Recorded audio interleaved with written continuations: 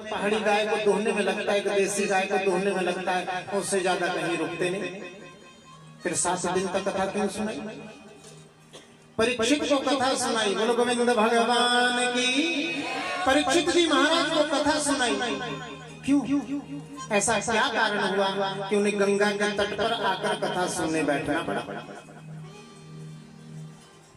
और सुखदेव महाप्रभु तो महाराज परमहंस थे, भागवत की संहिता तो परमहंस है, लेकिन जो परीक्षित जी महाराज थे वो तो राजा थे, और राजा तो रजोगुणी होता है।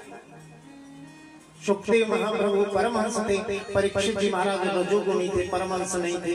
फिर ये परमहंसों की संहिता परीक्षित जी को क्यों सुनाई?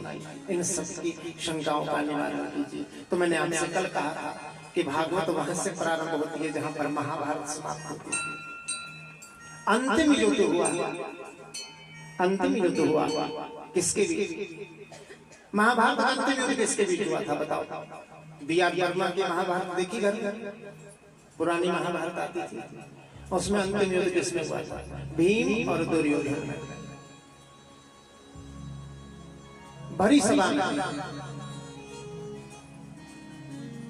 जब दुशासन द्रौपदी की साड़ी खरीद रहा था, भीम जी महाराज ने वहां प्रतिज्ञा किया कि दुशासन, जिन नीच गंदे हाथों से तूने द्रौपदी की साड़ी का स्पर्श किया है,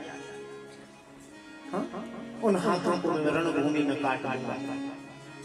अरे दुर्योधन, तूने मेरी पत्नी को अपनी जंघा पर बैठने का आमंत्रण दिया था, इस जंघा को मैं युद्ध में तोड़ूंगा। तब जाकर कहीं मेरी ये प्रतिज्ञा पूरी होगी। जब तक मैं युद्ध में तेरी जंघा को नहीं तोड़ दूंगा, तब तक मैं अपने पितरों को मुख नहीं दिखाऊंगा। ऐसा संकल्प ले लिया था। अंतिम युद्ध दोनों के बीच हुआ। भागवत जी में वर्णन आता है कि यदा मृधे कौरव सृंजयाना वीरेश्वतो वीर गतिम गतेषु भृकोदरापित गदाभिमर्शा भगनोरुदंडे धृतराष्ट्रपुत्रे। जब भीम जी महाराज के गदा के प्रहार से दुर्योधन की जंघा टूट गई और मृत्यु के अंतिम क्षणों में लेटा हुआ है, रणभूमि में पड़ा हुआ है, भगवान श्री कृष्ण ने पांडवों से कहा कि बस अब इस दुर्योधन, दुराचारी दुर्योधन को इसकी मृत्यु के साथ यहीं पर छोड़ दो, हम जमुना जी की ओर चलते हैं बिहार करने। भगवान पांडवों को लेकर जमुना जी का बिहार करने के लिए चले गए। इधर ये दुर्योधन करा रहा है, पीड़ा से करा रहा है, और कराते कराते उसी समय उस रणांगण में, उस रणभूमि में जहां पर दुर्योधन पड़ा है, अश्वत्थामा जी महाराज का आगमन हुआ।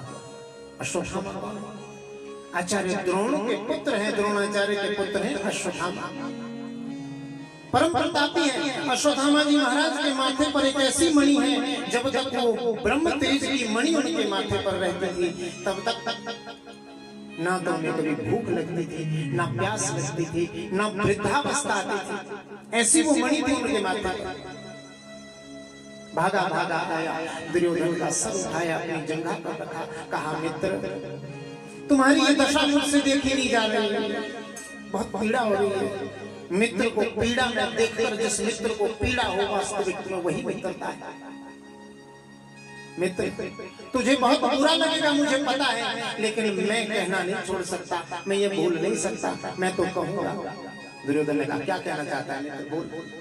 मित्र, यदि तू मुझे कहने का अवसर दे ही रहा है, तो मित्र मैं कहता हूं ये कि जितने भी तेरे साथ सेनापति थे, तेरे साथ युद्ध में तेरे अपने जो तेरे साथ लड़ रहे थे, वास्तव में शरीर से तो वो तेरे साथ थे, लेकिन मन से वो पांडवों के साथ थे।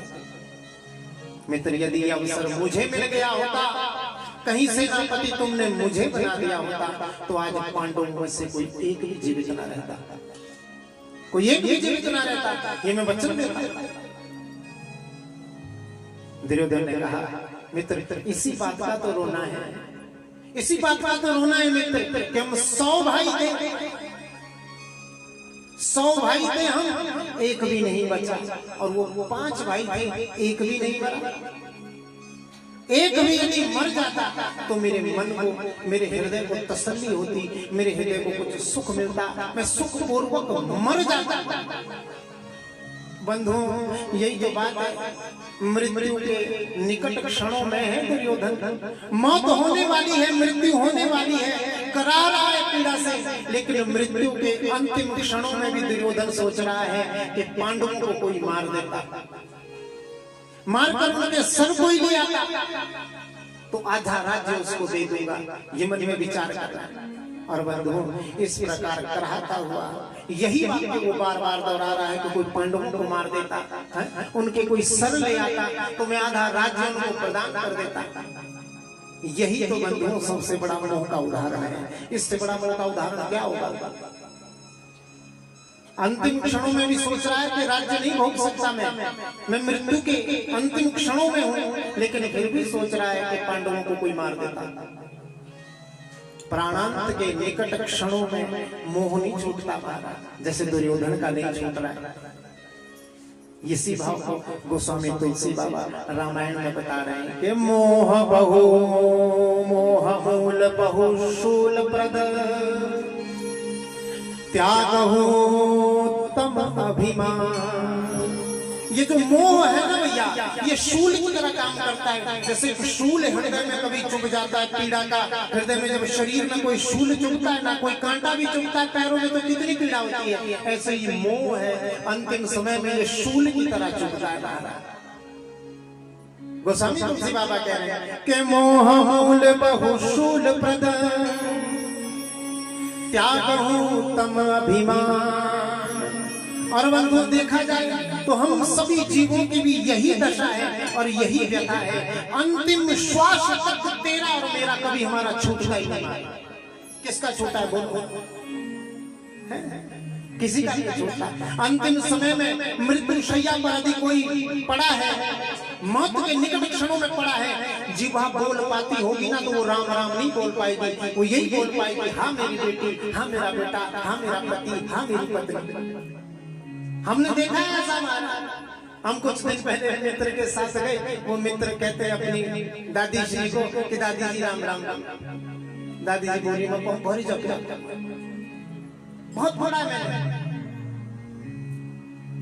पोता कहता है कि दादी जी राम राम कब बोला? सुबह। अंतिम समय भी नहीं छूटेगा। ये मोह का सबसे बड़ा उदाहरण है। अंत में भी तेरा मेरा नहीं छूटता, जैसे दुर्योधन का नहीं छूट रहा है। दुर्योधन सोच रहा है, विचार उसे पता है कि मैं मरने वाला हूं, लेकिन फिर भी सोचता है कि पांडवों को कोई मार देता, उनका सर कोई मेरे पास ले आता। क्या करेंगे सर लाकर? मृत्यु का तो अंतिम क्षण पड़े हैं, ना तो राज्य भोग सकता है ना राजा बन सकता है। यही तो बात है बंधु। कहते हैं अश्वत्थामा दुर्योधन से, मित्र अभी तुम मरा नहीं, मित्र अभी तुम मरे नहीं हो। वास्तव में अभी भी हम तुम्हें राजा मानते हैं। यदि अभी भी तू मुझे सेनापति बना देगा तो पांडवों का सिर काट कर मैं भी लेकर आऊंगा, अभी लेकर आऊंगा। दुर्योधन ने अपनी जंगा से निकलते हुए रक्त में अंगूठा लगाया और तिलक कर दिया अश्वत्थामा के माथे पर। जा अश्वत्थामा, आज से मेरा सेनापति तू हुआ। अश्वत्थामा ने अपना धनुष बाण उठाया, अपनी तलवार उठाई और तलवार उठाकर उस ओर चल पड़ा जहां पर पांडवों का शिविर था। शिविर के बाहर जैसे इसने देखा कि पांडव पुत्रों को, पांडवों को मारने के लिए इसने जैसे तलवार निकाली, शिविर में प्रवेश किया। शिविर में प्रवेश करते ही सबसे पहले देखे धृष्टद्युम्न, द्रौपदी की भाई। धृष्टद्युम्न को जैसे ही देखा, उसे देखकर आज अश्वत्थामा की आंखें क्रोध से लाल हो गई और उसे वो दृश्य रणभूमि का याद आ गया कि जिस रणभूमि में मेरे पिता, निहत्थे पिता, समाधिस्थ पिता का सर इस धृष्टद्युम्न ने काटा था। इससे पहले कि मैं पांडवों को मारूं, पहले धृष्टद्युम्न का ही वध कर दिया, वध कर दिया। क्रोध इतना आ गया था, आंखों से अंधा हो गया था। पांडवों को शिविर में पहुंचा जहां पर विचार करता था, देखता था कि पांडव नित्य सोते थे। क्रोध में इतना अंधा हो गया था कि बेचारा ये भी ना देख पाया कि वहां पर पांडव नहीं, पांडव पुत्र सोए हुए थे। इतना अंधा हो गया क्रोध, क्रोध में व्यक्ति अंधा हो जाता है।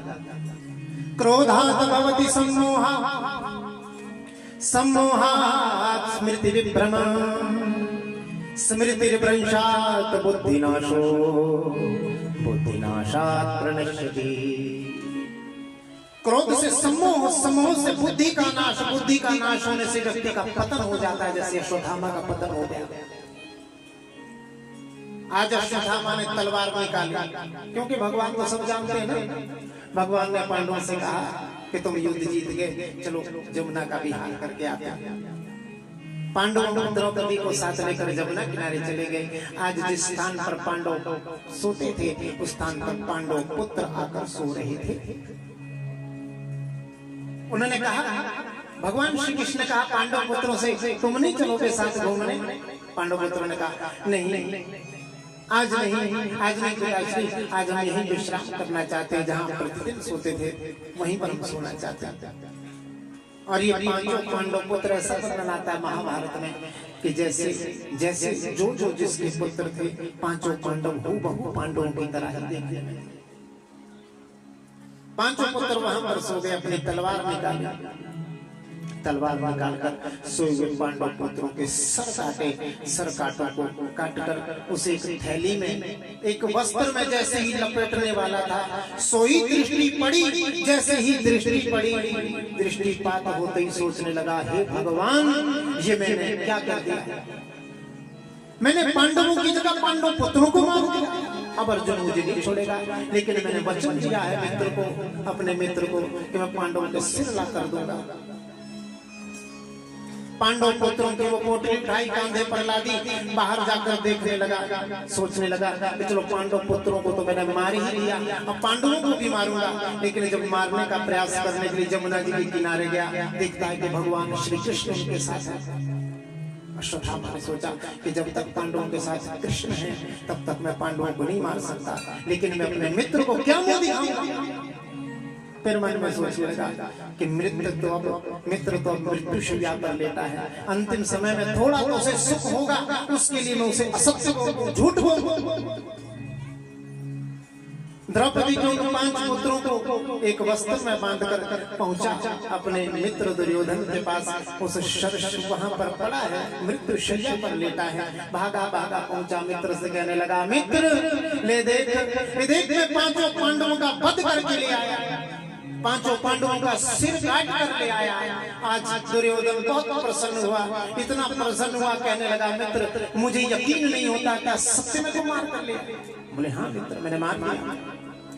लाओ सबसे पहले भीम का सर मुझे ला कर दो, क्योंकि इस भीम ने मेरे 100 भाइयों को मारा। अकेले भीम ने मारे महाराज 100 के 100 भाई दुर्योधन के भीम ने मारे।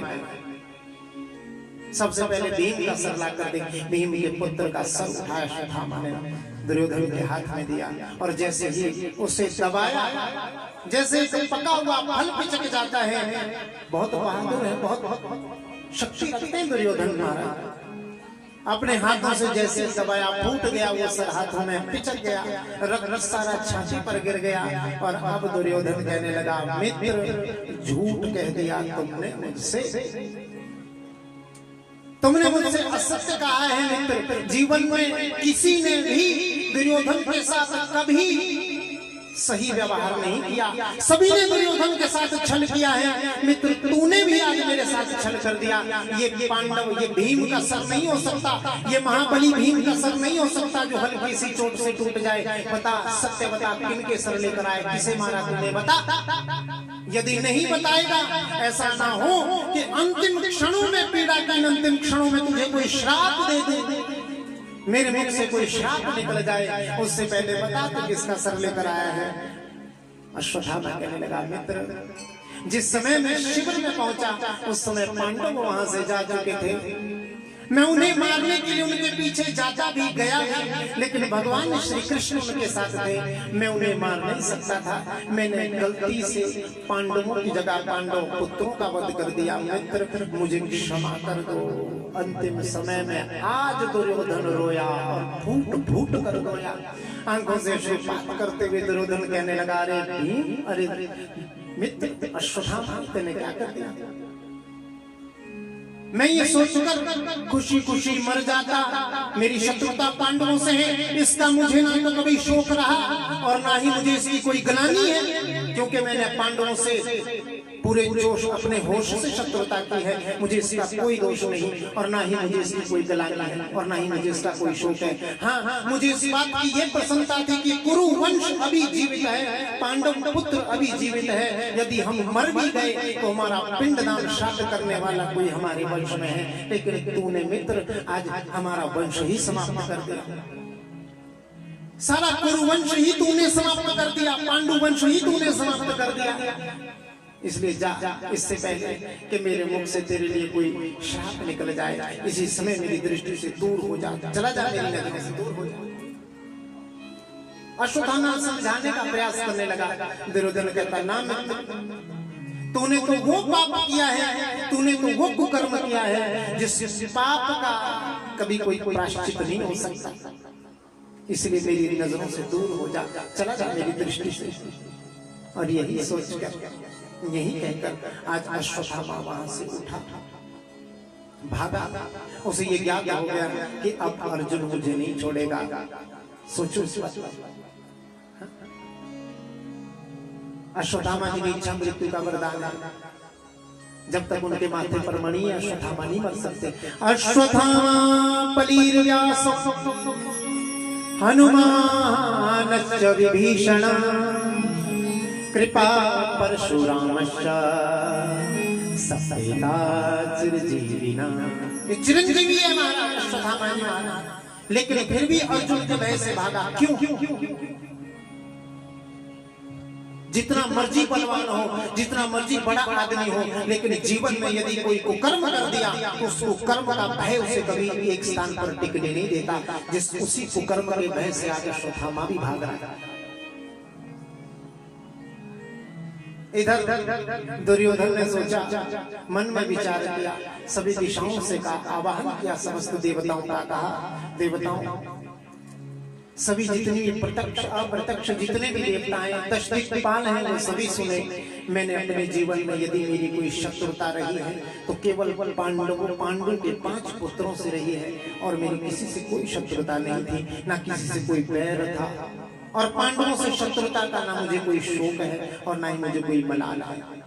ये कहते आज दुर्योधन ने अपनी आंखें बंद की और उसी रणभूमि में दुर्योधन वीर गति को प्राप्त हुआ। अश्वत्थामा भागा जा रहा है, अपने घोड़ों पर बैठा चला गया।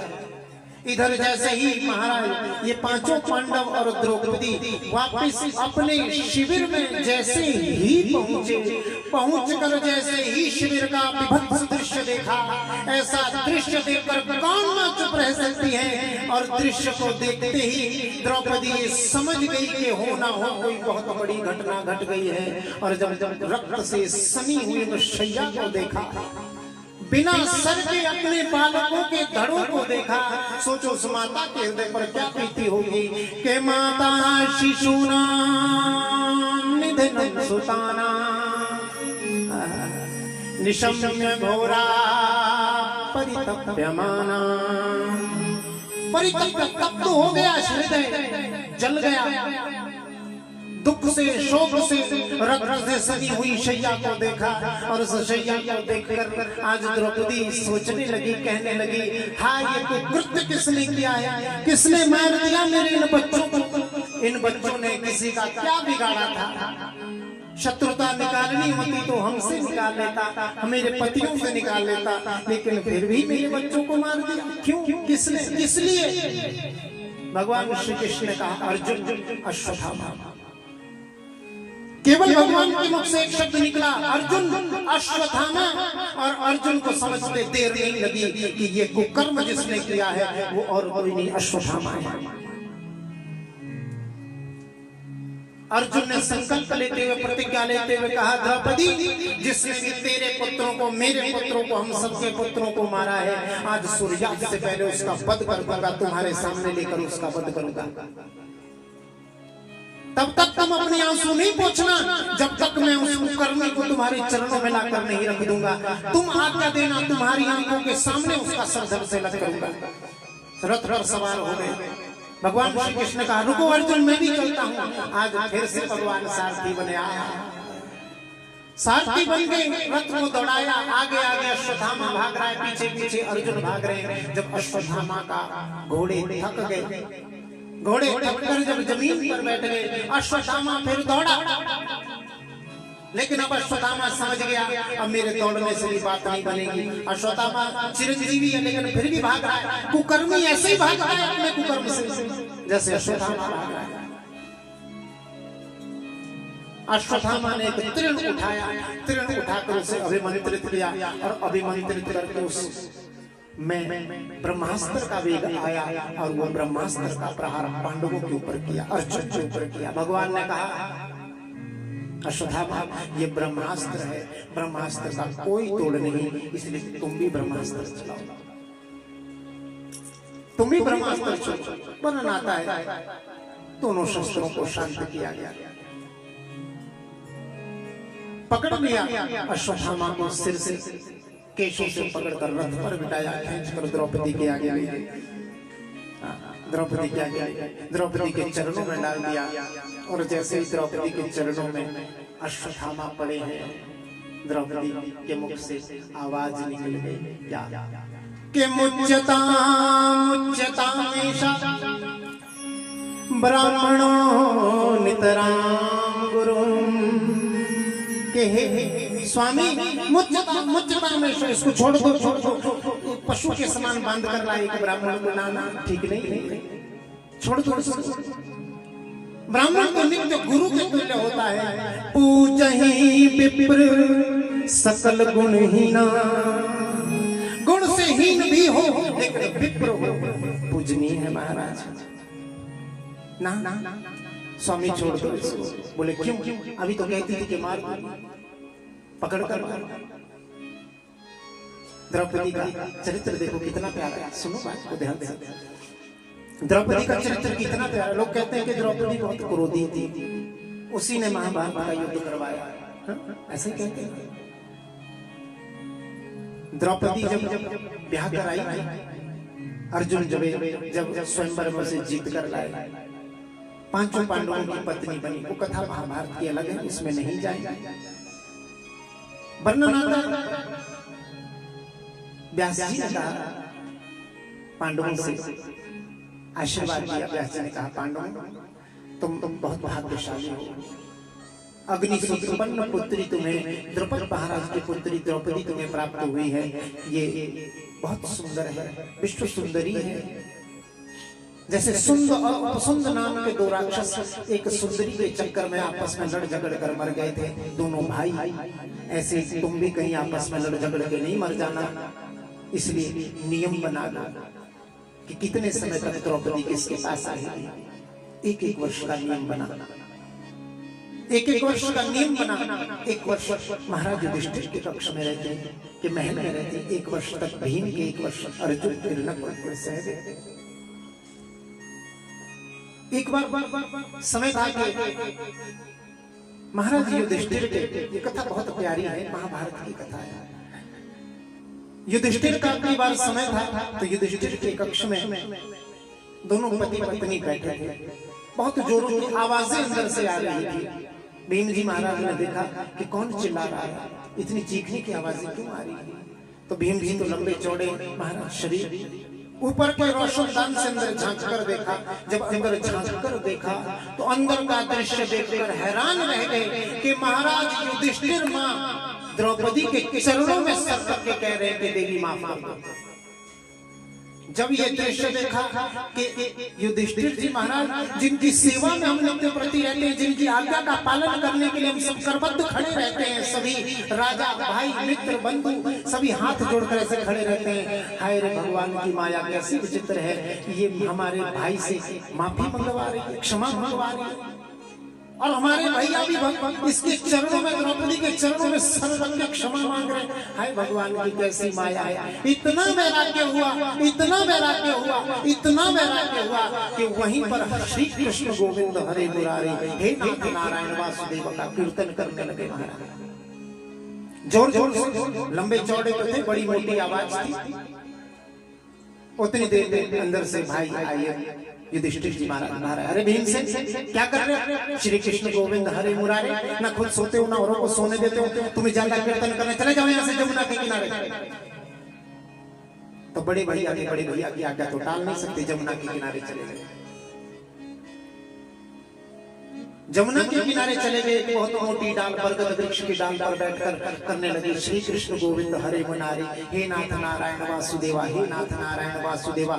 इतना कीर्तन किया, इतना कीर्तन किया, इतना कीर्तन किया कि आधी रात को उसी बरगद वृक्ष के नीचे द्वारिकाधीश प्रकट हो गए। बोलो द्वारिकाधीश भगवान की। वहीं प्रकट हो गए, प्रकट होकर कहा वाह भीमसेन वाह, ऐसा कीर्तन तो रस में किसी ने किया नहीं।